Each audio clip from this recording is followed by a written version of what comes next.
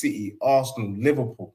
Do you know what I mean? Because had it been any of those teams, there's no way we're getting turned over the way that we got turned over on the weekend. So for me, it's a learning curve.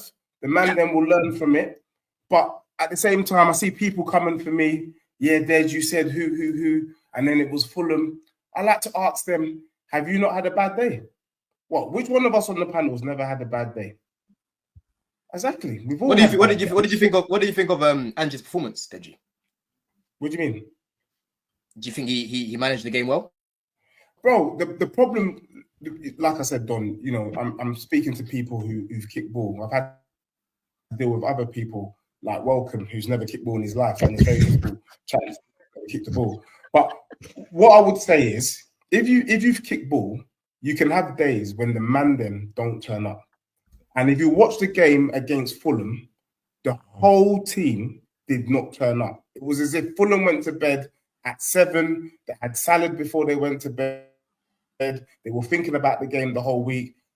My team, Basuma, Madison, they were up in the club. These men were coming out of Kensington, 2, 3 a.m. and then rocking up to kick ball and think they're going to beat Fulham. It's not going to happen. They were unprepared. I know they're professionals, but they were not prepared for the game. And they were all rubbish. You get me? So this is not an Onge issue. It's not an Onge ball issue. It's a player mentality issue. And being able to self-motivate when you're playing against teams that you don't really give a damn about. That's the issue that I saw with my team that Onge needs to fix up. But it's got nothing to do with his ball. Not at all. See, the thing is, Dej, right? You say it's bad day in the office, but I've seen this against Wolves. I've seen you get slapped up against Chelsea. Yeah. I've seen you get slapped up now against bad days, man. All minnows, bro. That's what I'm saying to you. When you're playing against minnows, it's very, very difficult. You know what I mean? And unless you're done, you know what I mean? Are you going to take one for the team? It's like going to the rave.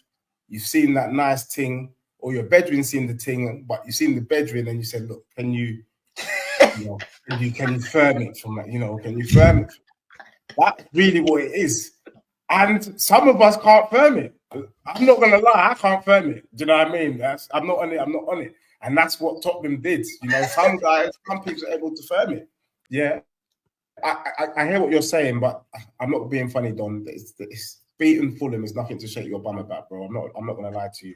I'm just stating a fact. Even if Tottenham had won on the weekend, I would have just been like 3 points and done.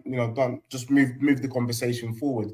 The reason why this is a conversation is because my team didn't turn up. It's not that Fulham were. Look, football is 11v11. So what was Willian doing to you then?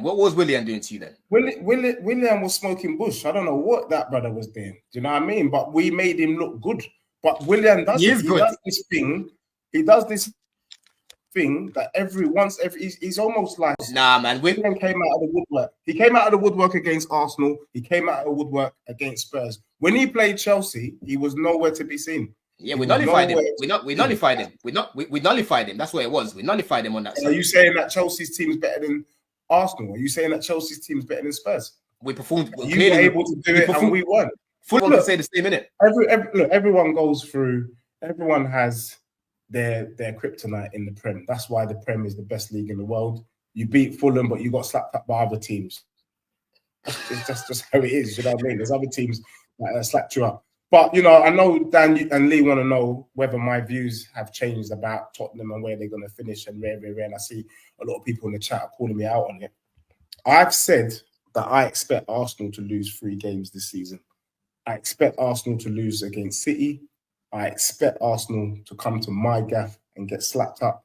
And the third game, I can't really tell you. Could be Villa, could be Brighton, could be any one of them brothers that inflicts the third defeat. Now, I say this, without going into the numbers.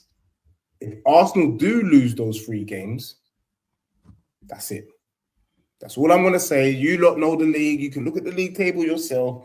But I would say the table would look extremely interesting. So you can say what you like. Things might be looking good now.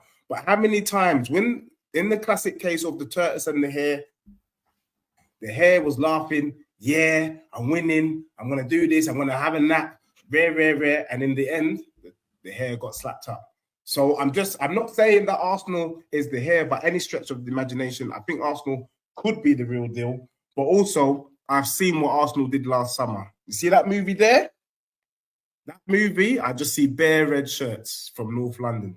I know what you did last summer, like that. So before anyone starts shaking their bum, calm yourself down, settle down, and let's see what you lot do in April.